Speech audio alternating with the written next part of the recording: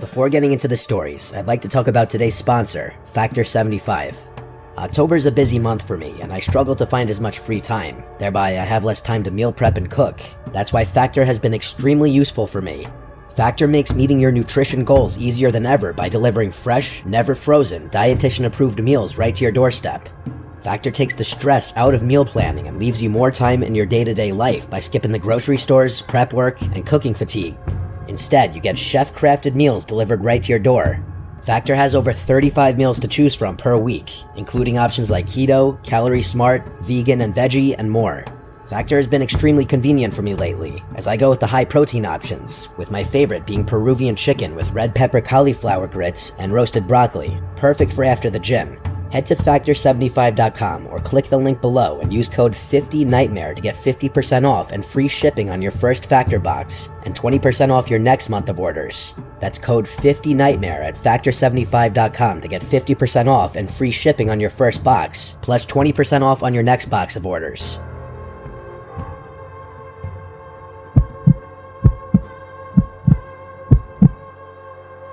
Let me give you some context so the story I'm about to tell you is more understandable. Our cat Cosmo has always slept in the basement. Every night since I was a little kid, our parents would scoop him up from wherever he was lounging and stick him in the basement. They detested all the cat hair he'd leave behind on their bed, which I guess was understandable. He was also an outdoor cat, so if one of us forgot to put him in the basement at night, he'd wake my parents up at 3 a.m. screaming to be let out. The basement's huge, the biggest room in our house, so I figured he liked having all that space. A little over 2 weeks ago, as I'm writing this, he started acting weird. There's a little landing at the top of the basement stairs just behind the door. That's where we'd usually put him. After a few minutes, he'd walk down the stairs and sleep on whatever piece of furniture he pleased. One night, I placed him delicately on the landing and gently shut the door, something I'd done a million times. As I was filling my water glass in the kitchen, though, I heard him meowing from behind the door. That was odd. He usually trotted down the stairs immediately. I finished filling my glass and walked over to the door, wondering if someone had maybe forgotten to fill his dish. I opened the door, and he darted out into the living room as if he were chasing something. I checked the dish, and it was completely full. Weird, I thought, turning to go find him.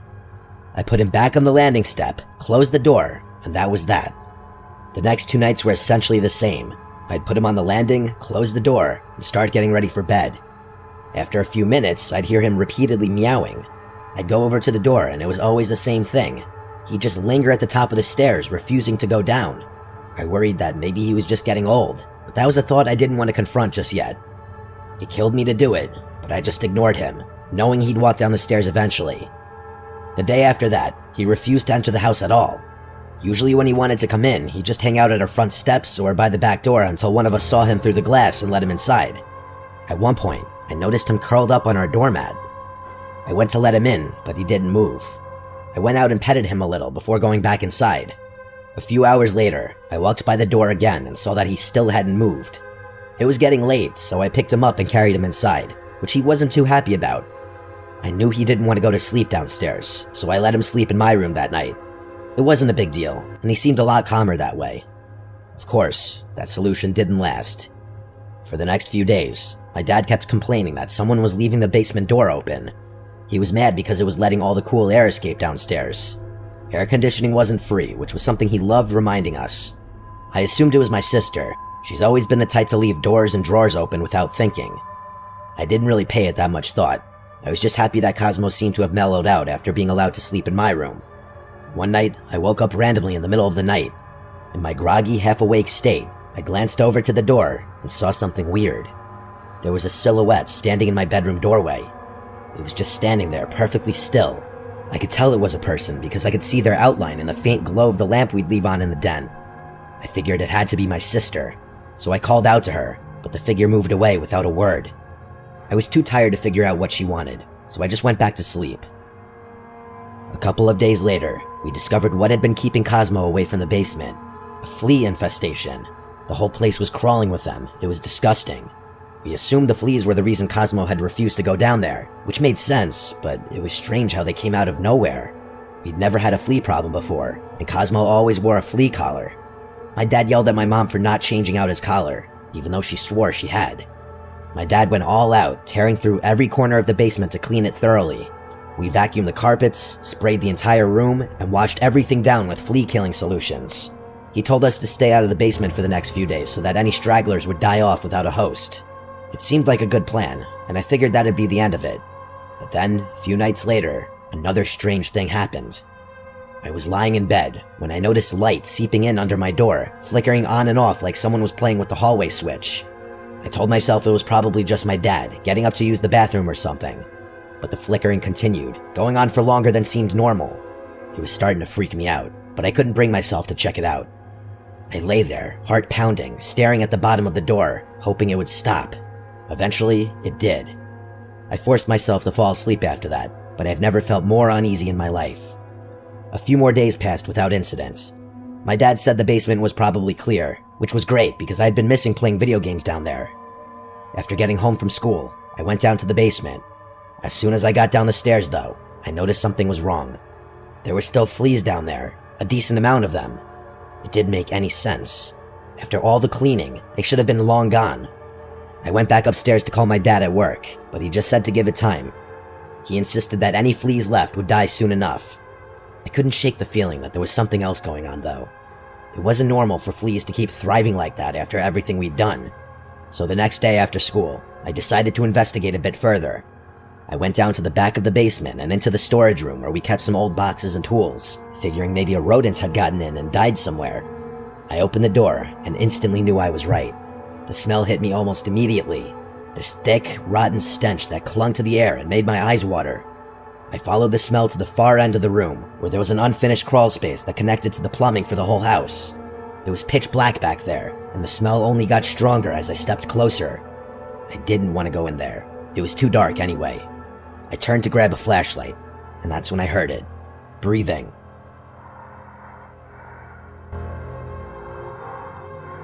It was faint at first, but steady, like someone was hiding in there. I froze. I felt a pit forming in my stomach. The breathing got louder, as if whoever or whatever it was coming closer. I backed away. Before I could react, I saw a figure lunge toward the end of the crawl space, moving fast. A hand reached out for me, but I jumped away before it could grab me. I didn't stay to get a better look. I ran upstairs as fast as I could, slammed the basement door shut, and called the police. When they arrived, they searched the house, but there was no sign of anyone. They found some empty chip bags and food wrappers stashed in the crawl space, but that was it. Whoever had been down there had escaped through the storm door at the back of the basement. The officer said it was probably a homeless person who'd snuck in looking for shelter, but I couldn't help but wonder how long they'd been living there, and how much they'd seen. My parents were twice as shocked as I was. We've kept the basement door locked ever since, and Cosmo still won't go anywhere near that door.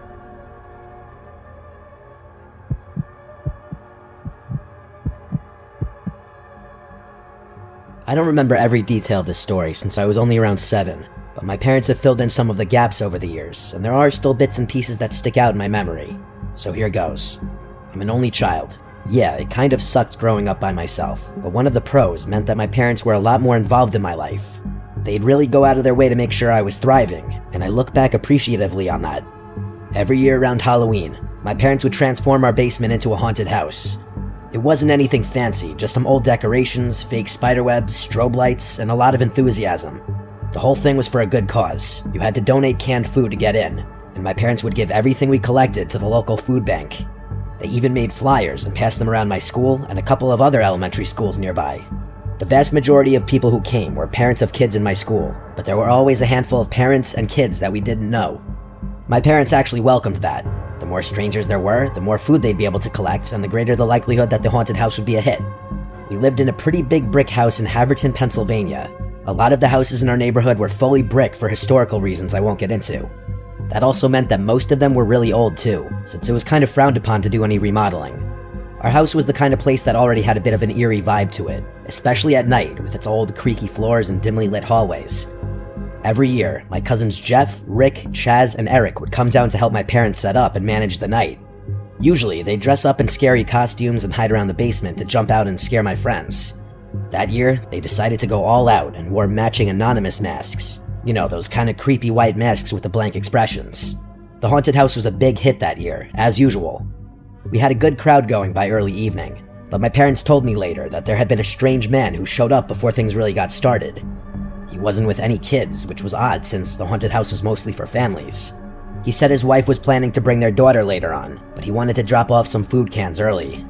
My parents didn't recognize him, but they figured it wasn't a big deal. They thanked him, took the cans, and stood there awkwardly before he got the hint and left. As the night went on and more people showed up, the basement got pretty chaotic.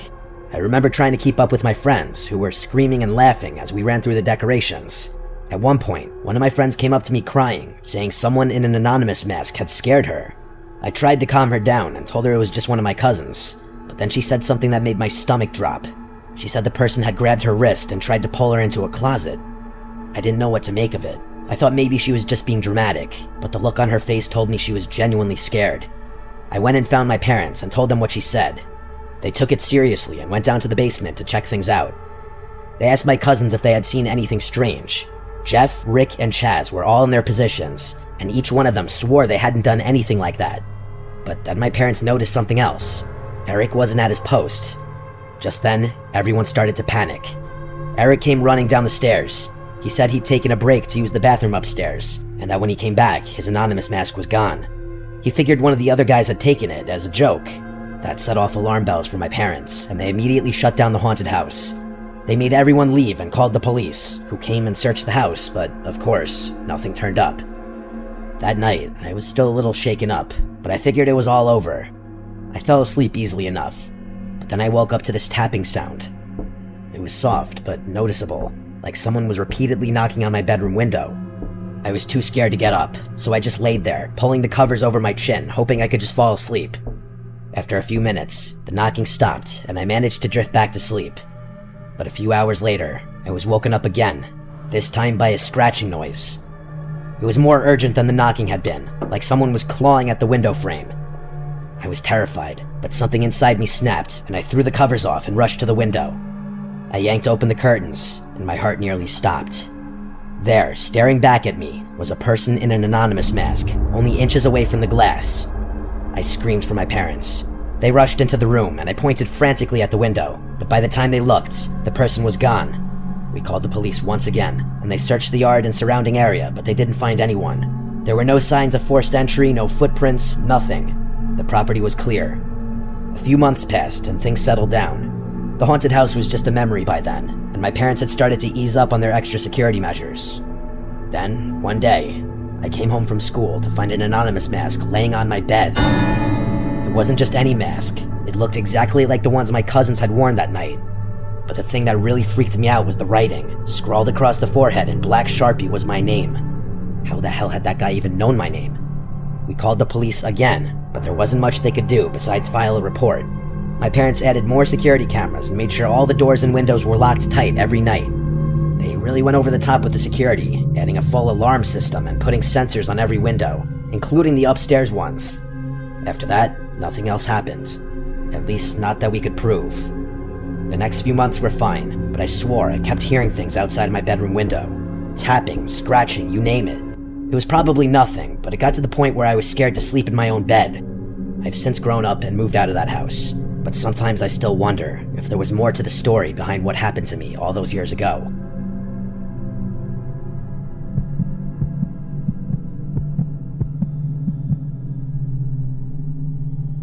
I recently got a job at a Mexican joint in a neighboring town. The area was a bit sketchy, but it wasn't anything I couldn't handle. I was also pretty desperate for money, so it's not like I really had a choice. Plus, I figured working nights wouldn't be so bad, since I'd have most of the day to myself. The restaurant itself was decent enough, but the manager, Carlos, was, well, shady. He always scheduled me for the worst hours, kept me late, and never seemed particularly concerned about following the rules. He was the type of guy who made you feel like you couldn't trust him. But like I said, I didn't have much of a choice. I needed the job. One night, while closing up, I started hearing these weird noises. I was mopping the tiled floor in the kitchen when I first heard it. As I was mopping, I picked up on these two muffled sounds that sounded like soft thuds and scraping. They were coming from below the floor. It was faint at first, but I knew I wasn't imagining it. The thudding and scraping would alternate, but I was positive that there were two distinct sounds I was hearing. I listened for a while, and the noises continued for a minute before stopping completely. It startled me, but I brushed it off as something small, maybe an animal outside or the pipe settling. But it kept happening. The noise would start up when the place got quiet, just as I was finishing up my cleaning. After a few nights of this, I told Carlos about it. He shrugged it off immediately and told me it was nothing and to stop worrying. He went as far as to say the restaurant didn't even have a basement. That's when I got a little suspicious. I knew he was lying because I had literally seen the window wells around the back of the building. I wanted to tell him that, but held my tongue. I figured I'd give it another day. Maybe the noises would stop on their own. Of course, the noises continued. I complained to him the next day and told him that the place must have a basement since there were literally windows below the ground. That's when he gave me this strange look and insisted that there was no basement. He told me that the previous owners of the building had sealed it years ago, and no one can get in or out. Then he told me in a firm voice to just focus on my job and stop poking around. The way he said it, so dismissive and firm, gave me a bad feeling, but I didn't want to lose the job, so I dropped it. I figured maybe it was just some animal that had somehow gotten in. It was just weird that Carlos was so insisting on not checking it out or taking me seriously. For the next few days, the noises persisted. Every night it was the same, those strange, low thuds and occasional scraping, like something or someone was moving down there. I couldn't shake the feeling that something wasn't right, but I tried to ignore it. Then one night after closing up, curiosity got the better of me. I decided to take a look for myself. I walked around to the back of the building where the window wells were. I crouched down and tried to peer through one of the windows. It was pitch black inside, and I couldn't see anything, even with my phone flashlight. Just as I was about to give up, a light flickered on inside the basement just for a second. Then it snapped off before I could see anything clearly. I froze, my heart racing, unsure of what I had just seen. I rushed back to my car, too freaked out to go back inside, but I didn't tell Carlos. Something about the whole situation made me feel like it was better to keep quiet. I was not prepared for what was about to happen, though. The next time I closed, I couldn't resist the urge to go check out those windows again. I fully admit that my hands were shaking as I walked around the building. I knew nothing good was going to come from poking around. I crouched down to get a good look. This time, as I leaned in closer to get a better look, I saw it. Pressed up against the glass was a face. It was a man, but not just any man. He looked completely deranged. His hair was wild and his face was filthy, like he hadn't bathed in weeks. His yellow eyes were wide, staring right at me through the glass. He bashed his head against the window and gave me this demented smile. I screamed and stumbled back, totally losing my shit. I ran for my car without looking back. My hands shook as I fumbled with my keys, but I managed to get in and speed off before anything else could happen. The next day, I couldn't keep quiet anymore. I went straight to Carlos and told him everything. To my surprise, he didn't even try to deny it. Instead, he sat me down and actually told me the truth. He admitted that the person I had seen was actually his brother, who had been living in the basement. He said his brother was mentally ill, dangerous even, and Carlos had been hiding him down there to keep him out of trouble. The basement had been sealed off to the public years ago, but Carlos had found a way to let his brother live down there, away from prying eyes. He urged me not to say anything, and said he'd appreciate it if I forgot this whole thing ever happened. I didn't know what to say. I wanted to quit right then and there, but I couldn't. I was so strapped for cash that the idea of looking for another job didn't feel like a real option. So I stuck around, convincing myself it would be fine as long as I stayed away from the basement. I tried to keep my head down and avoid Carlos, but the whole thing left me on edge. A few weeks later, something happened that made me regret staying. It was late, and I had just finished closing up. As I walked to my car, I noticed something or someone lurking in the tree line next to the parking lot. It was just a figure, but I knew in my gut it was a person. I had a feeling I knew who it was. My heart started racing, but I pretended not to notice. I kept walking, trying to stay calm, but then I heard footsteps behind me. I glanced over my shoulder, and there he was, the same man from the basement. He was hobbling strangely toward me, but clearly moving as quickly as he could. I scrambled for my keys and managed to unlock the door and throw myself inside just as he reached the door. He slammed his face against the window, smearing it with dirt and sweat, and started pounding on the glass. I screamed, but I couldn't think straight. All I knew was I had to get out of there. I sped off as fast as I could. I'm not sure how I made it home that night without crashing. I've never been more scared in my entire life. I still thank God that he had some kind of limp, otherwise he would have definitely caught me. That was my last night working at the restaurant. I called the police from the safety of my apartment, but I never went back. I didn't want to know what happened next, whether they found the man or if Carlos got in trouble for what he'd done. I just couldn't be involved anymore.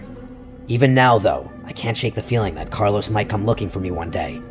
I don't know if he'd go to great lengths to do something like that, but it's a thought that sits in the back of my head. I never found out what happened to the restaurant, Carlos, or his brother, and honestly, I don't think I want to. Maybe I'll take a drive by that restaurant sometime in the future, but for now, I want to stay as far away from that place and those people as possible.